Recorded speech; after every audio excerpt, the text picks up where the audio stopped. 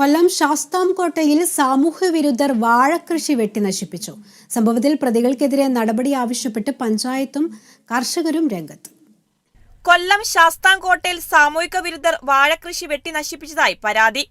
മുതലാക്കാട് പാർത്ഥസാരഥി ക്ഷേത്രത്തിലെ സർപ്പക്കാവിന് സമീപമാണ് സംഭവം നടന്നത്. സഹോദരങ്ങൾ ചേർന്ന് നടത്തുന്ന കൃഷിയിടത്തിലെ വിളവെടുക്കാറായ വാഴകൃഷിയാണ് കഴിഞ്ഞ രാത്രി സാമൂഹിക വിരുദ്ധർ വെട്ടി നശിപ്പിച്ചത്. സഹോദരങ്ങളായ മുതുപ്പിലാക്കാട് വടക്ക് മുല്ലശ്ശേരിയിൽ അജയകുമാറും ജയകുമാറും ചേർന്നാണ് കൃഷി നടത്തിയിരുന്നത്. സാമൂഹിക വിരുദ്ധരുടെ ശല്യത്തിന് എത്രയും വേഗം പരിഹാരം കാണണമെന്നും നൈറ്റ് പട്രോളിംഗ് അടക്കം ഏർപ്പെടുത്തണമെന്നുമുള്ള ആവശ്യം ശക്തമാണ്. ബന്ധപ്പെട്ട പോലീസ് അധികാരികൾ ഈ സാമൂഹിക വിരുദ്ധരെ കണ്ടെത്തി മാതൃകാപരമായ ശിക്ഷ ഉറപ്പാക്കണം.